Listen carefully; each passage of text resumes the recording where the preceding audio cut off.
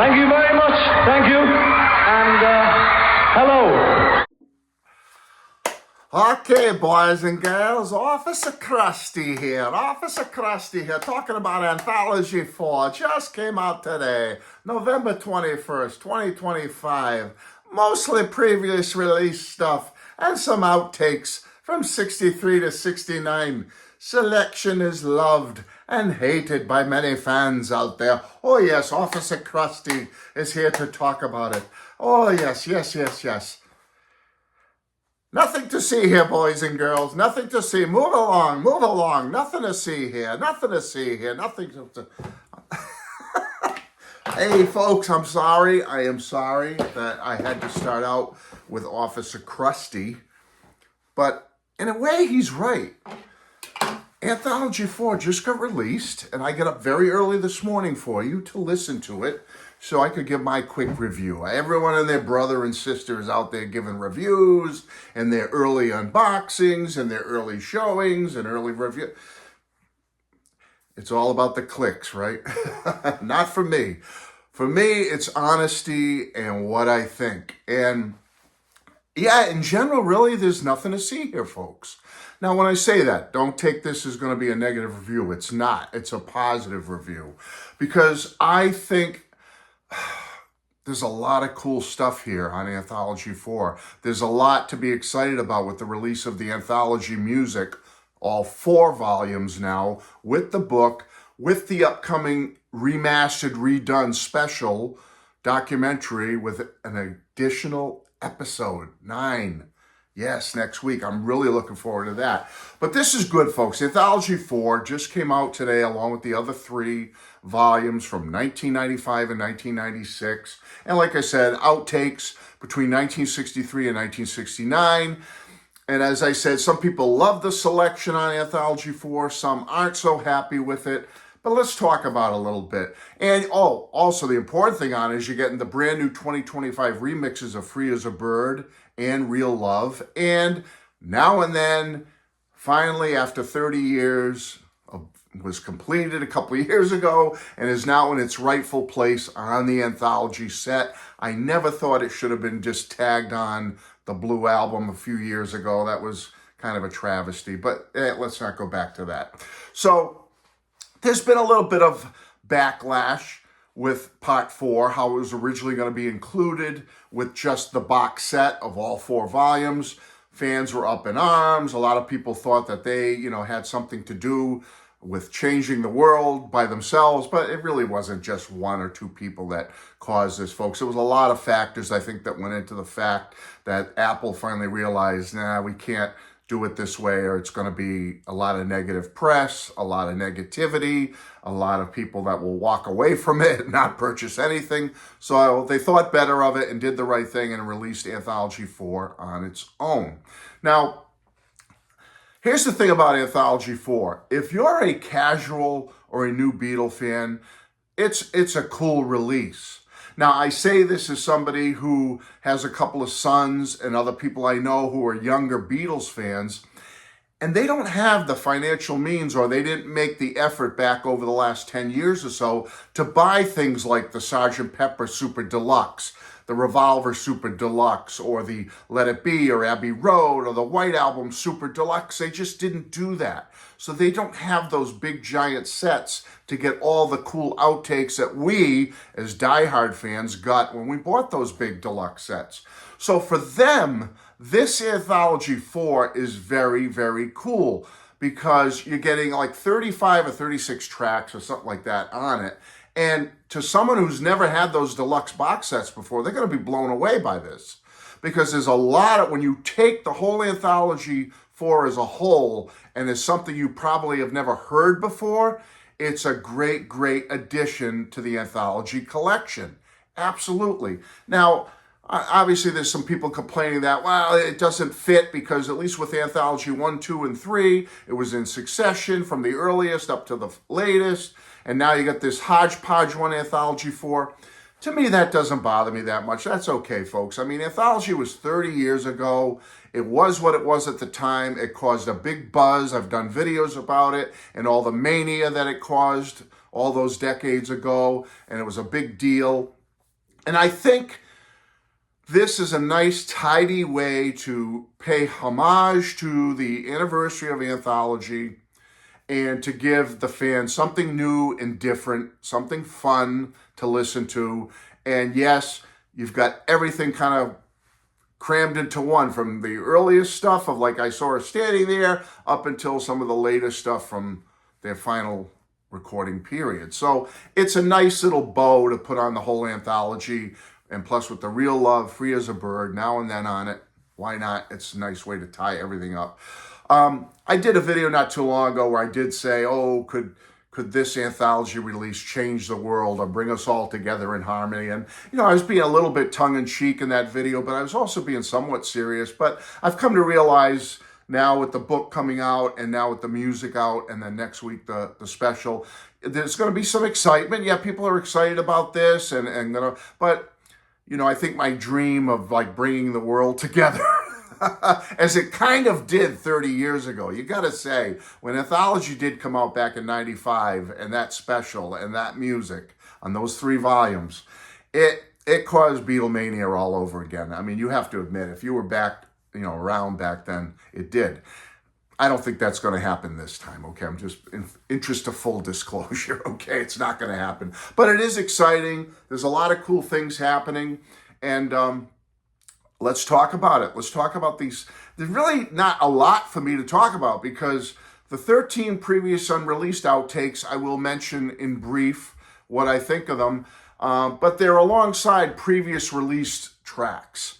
So for someone like me or you, if you've had these deluxe sets before, there's some great stuff on there, but we've had it all before. So if you want to look at it from a diehard's perspective, I can see where you could maybe look down a little bit on the Anthology 4 and say, come on, most of these tracks have been out there before. They've been available before. They are available.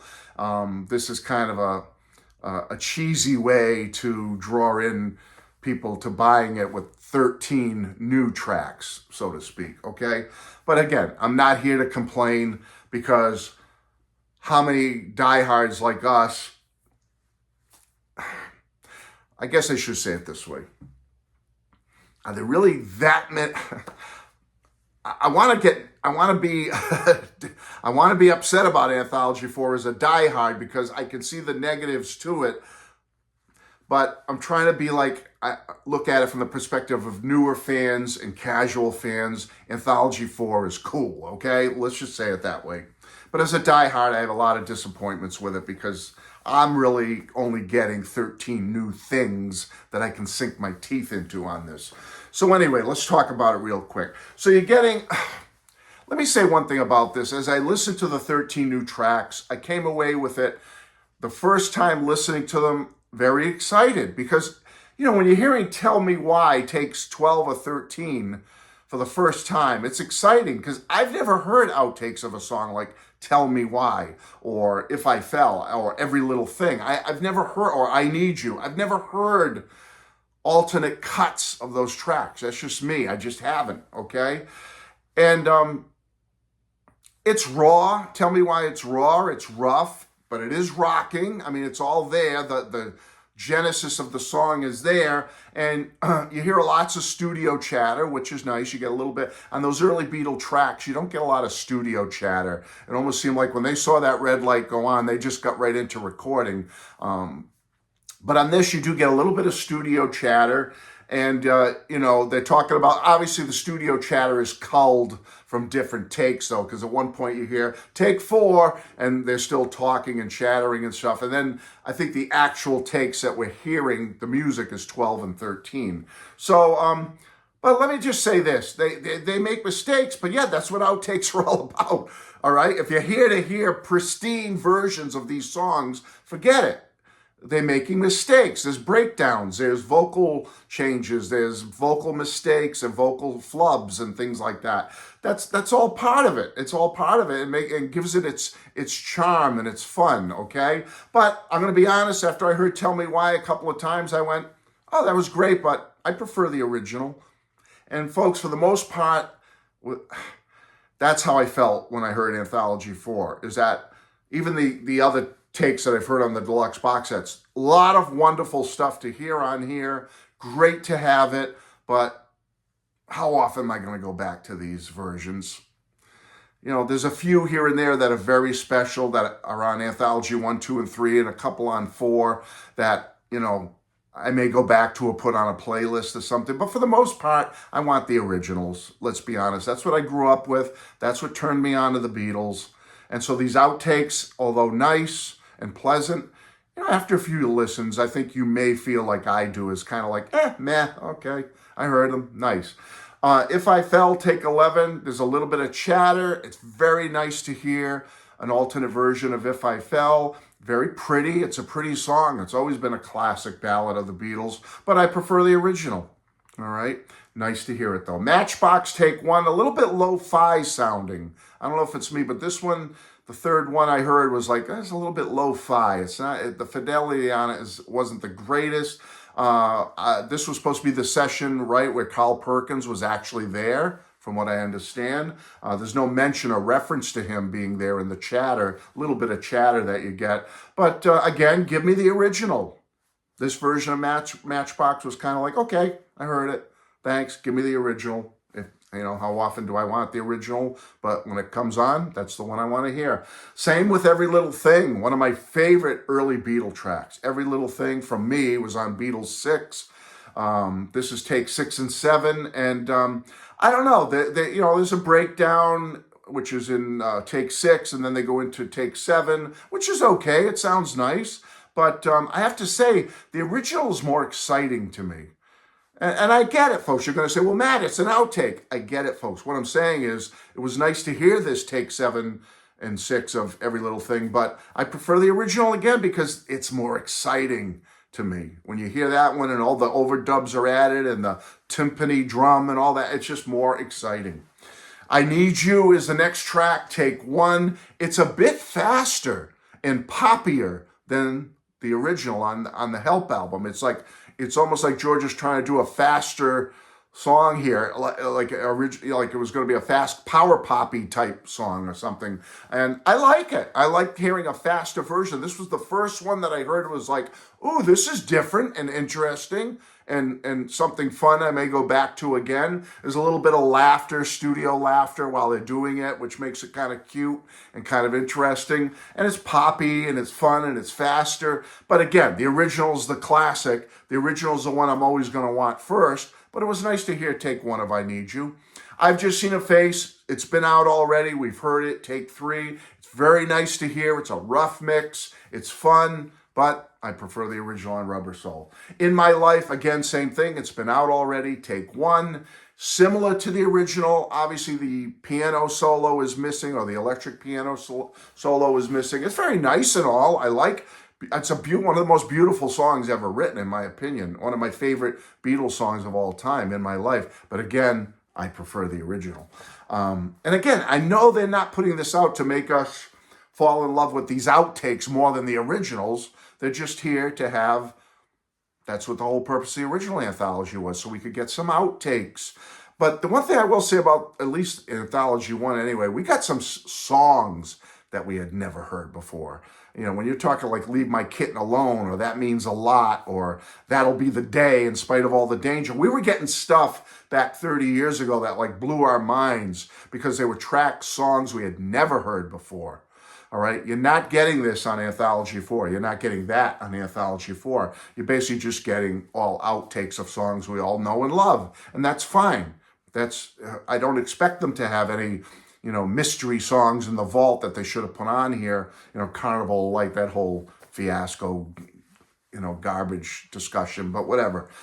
There's really nothing in the vaults left, folks, is any value that they were going to find, like a That Means a Lot or a Leave My Kitten Alone to put on here. It just wasn't going to happen, I don't think. But anyway, let's go on to the next one, Nowhere Man. It's the first version, take 2. Very nice to hear. Great raw harmonies start out this track, but then it goes into an instrumental take of Nowhere Man. Again, nice to hear. I want the original. Baby You're a Rich Man, takes 11 and 12. It's 6 minutes long. If you want studio chatter, okay, here's where you first start start getting some good studio chatter on Anthology 4, because you're getting a lot of chatter in the studio. They're working out the track. They're talking about Mal, bring them some Coke. Now, I don't know if it's this kind of Coke or this kind of Coke. I don't know what the hell they're talking about. But right after that, you hear Paul say something about cannabis resin. Okay, so, and one thing I will say about that is I thought it was kind of poor taste for the Beatles camp and Apple to put that little chatter on this album. Hey, listen, I'm no prude. I know the Beatles did substances over their career. I know a lot of us and people out there have done different, whether it's alcohol or other stuff or marijuana.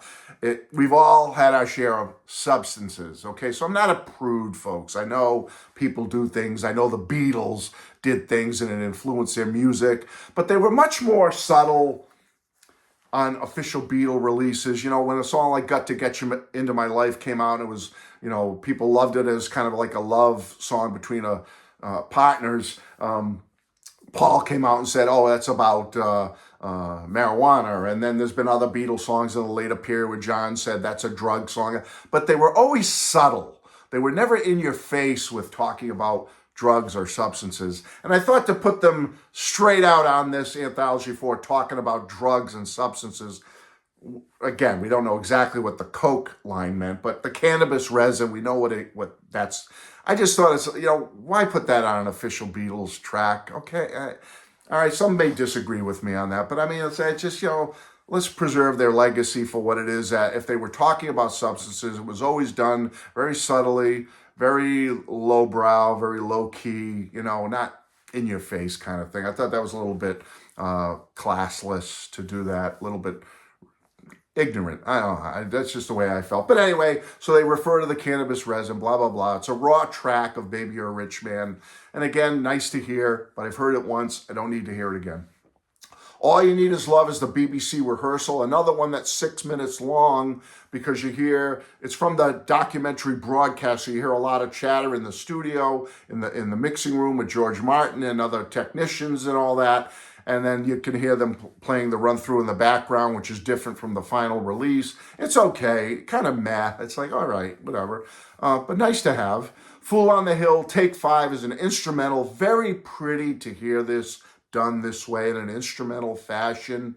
Beautiful song, as you know, beautiful melody. But again, I prefer the original. I Am the Walrus, Take 19, which is an overdub. They're taking the strings, the bass, and the clarinet, and you can hear subtly the track, the actual Walrus track playing in the background. But then once the strings, brass, and clarinet come in to do their overdubs, that kind of drowns out the track being played in the background. Very interesting to hear this overdub session. It's okay. It's nice. Okay. You know, you hear it. Nice to hear. But when am I ever going to go back to it? And then Hey Bulldog, Take 4, instrumental, very nice. Kind of like, okay, whatever. Give me the original again.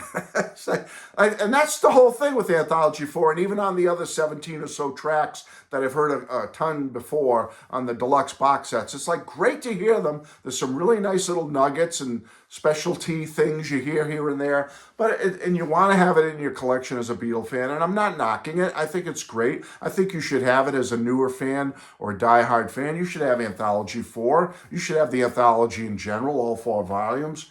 But is it something I go back to a lot? Not really, folks. I really don't go too often to it. Occasionally I go back to Anthology 1 more than the others, and a little bit 2 because they have more songs that had never been released before, as I said earlier. So I go back to those a little more than the later stuff.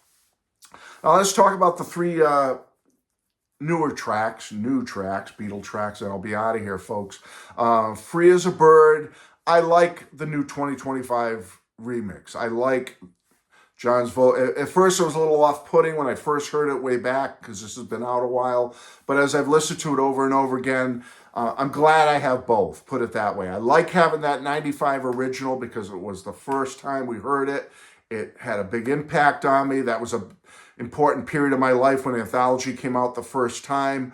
And the mania was happening all over again. It made top 10 on the charts. So I like that original version of Free as a Bird, but I like this one just as much. I love hearing John's voice with more clarity. I love the mix on it. Now and then, is this a slightly different mix? I don't know. The original mix that we got a couple of years ago, for some reason, sounds a little bit different to me. This one sounds a little off for some reason. Like it's different. Is it a 2025 mix, or is it just a remastering of or reissue of the one we got a couple of years ago? Seems slightly different to me. Maybe I got to listen to it more, but now and then's okay. It's probably number 3 on the list for me of the 3 new Beatle tracks. Is probably number 3 for me. Then the big one, the one I really was excited to hear, was the new mix of Real Love. It's nice. I love hearing John's voice with more clarity and brought forward more, like in Free as a Bird. But I really thought I was going to be blown away by this mix, folks, and I wasn't. Okay? It's lost some of its dreamy charm. You know what I'm saying? I like it. I'm not putting it down. I'm going to listen to it more. I love having John more up front. But for some reason, where Free as a Bird grabbed me right away, and I love the new version, this new version of Real Love just has lost something for me. There's something about that original 96 mix of Real Love that has, like I said, dreaminess to it. A real ethereal kind of, I don't know. There's just something about it. And the other big thing I don't like about this, and maybe I'm wrong, but is this missing some critical George Harrison guitar licks? I think they're gone. I'm going to listen again a couple of times. You tell me. But if that's the case, then I will never go back to this version again, because I swear this is missing some George Harrison guitar in it, where he's like screaming out some licks near the end. Really cool guitar licks and that awesome tone that he was using on this track. And I think they're missing. Help me here. I think they're missing. So anyway, folks, overall, get it. New fans get it, enjoy it, love it. Die-hard fans, we've heard most of this before, and it's nice to hear it, nice to have in our collection, but a little disappointing with Anthology 4 with the only 13 new tracks. And many of them, for the most part of those 13, are kind of like one and done. You hear them, you're happy to finally hear them, but then you're like, okay, back to the originals. At least that's the way I felt. So this is a great release. Happy to get the music. Happy to get the big box set. I'm only going to get the 4 CD full set of all 4 volumes, and then I'm just going to get Anthology 4 vinyl as a standalone. That's my plan anyway. Thanks for being here, and I'm sure we'll be back talking about the new television special and the new episode next week. Bye-bye. The people in the cheaper seats, clap your hands. And the rest of you, if you just rattle your jewelry.